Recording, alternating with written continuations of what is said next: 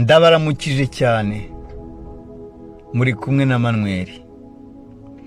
Hari hashize igihe tutaganira kubera impamvu z'uburwayi, ariko Imana ishimwe cyane yuko yaturinze tukaba turi bazima. Ndizera yuko namwe ukuboko kw'Imana gukomeje kubabaho. Uyu munsi turaganira umutwe w'ikiganiro uvuga ngo nyuma y'amakuru ateye ubwoba yose wumvise, dore icyo Imana ikubwira ku mwaka mushya w'2022. Iyo umwaka mushya utangiye, ubuhanuzi buba bwinshi, amakuru akaba menshi. Abavuga iby'impfu zigiye kuza, abavuga intambara zigiye gutera, abavuga inzara, abavuga indwara z'ibyorezo, gusenyuka kw'imiryango n'ibindi byinshi. Ariko uyu munsi hari icyo Imana ikubwira. Dutangire dusomera hamwe aya magambo yo mu gitabo cyo Kuva ibice 3 umurongo wa 13 kugera ku murongo wa 14. Haravuga ngo Mose abaza Imana ati, ningera ku Bayisiraheli nkababwira nti Imana y'abasekuruza banyu yabantumyeho, bakambaza bati yitwa nde, nzasubiza iki? Imana isubiza Mose iti, nduwo ndiwe. Kandi iti, abari kuzabwira Abayisiraheli uti ndiho yabantumyeho.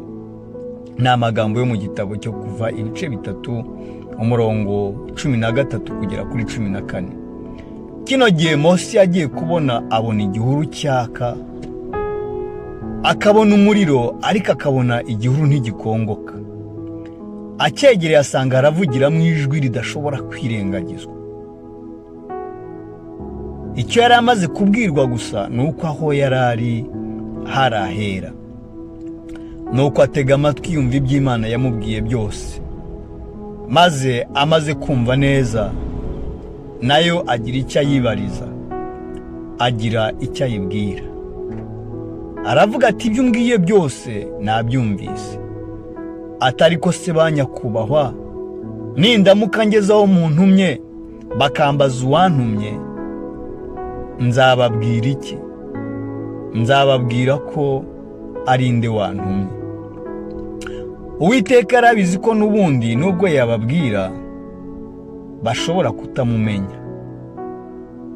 Kandi Uwiteka arabizi ko Mose yari umuhanga, koko yari yararerewe ibwami. Maze imubwira mu magambo makeya ariko asobanuye byinshi. Iramubwira iti, nduwo ndiwe, ndiho. Nduwo ndiwe bivuze iki? Iki gihe Abayisiraheli bari bazengurutswe n'ibigirwamana by'Abanyegiputa. Bishoboke ko harimo bamwe bari bazi amateka y'Imana ya Aburahamu, ariko nubwo batayibukaga. Mbese bisa nkatwe muri iki gihe cya none. Muri iki gihe natwe tuzengurutswe n'ibigirwamana by'isi. Muri iki gihe tuzi neza ko Imana ihari, ariko ntituyibuka. Ikigirwamana ni ikintu cyose twicaza aho Imana yagombye kwicara. Imana ivuze iti nduwo ndiwe, ni ukuvuga ngo ndi Imana yihagije, ndi Imana yahozeho, Imana iriho none kandi izahoraho ibihe byose. Imana idahindurwa n'ibihe, ahubwo ihindura ibihe. Ndagusabiye ngo muri uyu mwaka mushya Imana izaguhindurira ibihe. Imana ikomeza kwivuga iti, kandi ndiho. Nubwo mujya munyibagirwa, mugira mu makuba mukanyibagirwa, mugira mu bwoba mukanyibagirwa, imitima yaremererwa mukanyibagirwa, yewe no mu munezero mwinshi mukanyibagirwa, iti ariko ndiho. Uzababwire ko ndiho, uzabambwirire ko mpari, uzababwire ko mbazi, uzababwire ko mbakunda, uzababwire ko ntabibagiwe, uzababwire ko ntahindurwa n'ibihe, ahubwo ari jyewe ugenga ibihe. Imyaka yashize nari mpari, muri uyu mwaka ndahari, n'izakurikiraho ndahari, kandi simpinduka, nitwa ndiho. Ndiho muri korona, ndiho mu bupfakazi, ndiho mu bupfubyi, ndiho mu ntambara, ndiho mu bugumba, ndiho. Isi yose yanyeganyeze, jyewe ndiho. Maze wasoma Zaburi 125 ukabona ikintu kizagutandukanya muri uyu mwaka mushya w'2022. hari ikintu kigiye kugutandukanya n'abandi muri uyu mwaka mushya, kigiye kugutandukanya n'abakomeye b'iyi si. Hari ikintu kigiye kugutandukanya n'abanyabwenge b'iyi si. Hari ikintu kigiye kugutandukanya n'abibwira ko bakomeye. Icyo kintu ni ukwiringira Uwiteka. Mbese wiringiye Uwiteka? Bibiliya iravuga ngo abiringiye Uwiteka bameze nk'umusozi wa Siyoni utabasha kunyeganyezwa, ahubwo uhora uhamye iteka. Ayo ni amagambo ari muri Zaburi 125 umurongo wa mbere. Nshuti mukundwa mwene data, muri uyu mwaka sinakubwira ngo ibikunyeganyeza bizabura, sinakubwira ngo ibigusunika ntibizakugeraho, ariko hari icyo nzi neza nakubwira mpamanyaho n'ijambo ry'Imana. Hari ikindi cyiciro cy'abantu, hari abandi bantu bakomeye. Abo ni abantu ngo biringiye Uwiteka, kandi ngo abo bantu burya Imana yacu ishimwe cyane. Abo bantu nubwo ubona bacecetse, abo bantu nubwo akenshi batamenyekana, nubwo bahorana ibibasunika, ariko ngo hari ukuntu abo bantu bameze. Wowe wiringiye Uwiteka, hari ukuntu ugiye kumera muri uyu mwaka mushya w'2022. ngo abo bameze nk'umusozi Siyoni utabasha kunyeganyega. Imana yacu ishimwe cyane. Ubukene bushobora kuzagerageza, umubabaro uzagerageza, umubano mubi mu rugo uzagerageza, ubushomeri buzagerageza, indwara zitandukanye zizagerageza, ibidutandukanye n'abo dukunda bizagerageza, byinshi birimo biragerageza. Abadayimoni bazagucurira imigambi mishya, bazagerageza. ngo ariko abo biringira Uwiteka, abo hari ukuntu bameze, ngo bameze nk'umusozi Siyoni utabasha kunyeganyezwa, ahubwo ngo uhora uhamye iteka.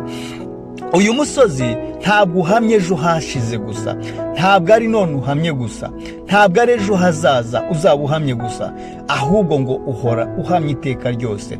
Imana yacu ishimwe cyane. Guhamya iteka ryose bivuze iki? Ni ugukuraho umupaka w'ibihe, ni ugukuraho umupaka w'ubuzima bikagera inyuma y'ubu buzima. Abiringira Uwiteka bazahora bahamye, kuko badatwarwa n'ibihe, ahubwo batwarwa na nyir'ibihe. Mwene data, sinakubeshya ko uyu munsi nzi bizaba mu mwaka tugiye kwinjiramo w'2022, ariko hari icyo umutima wanjye uzi neza udashidikanya.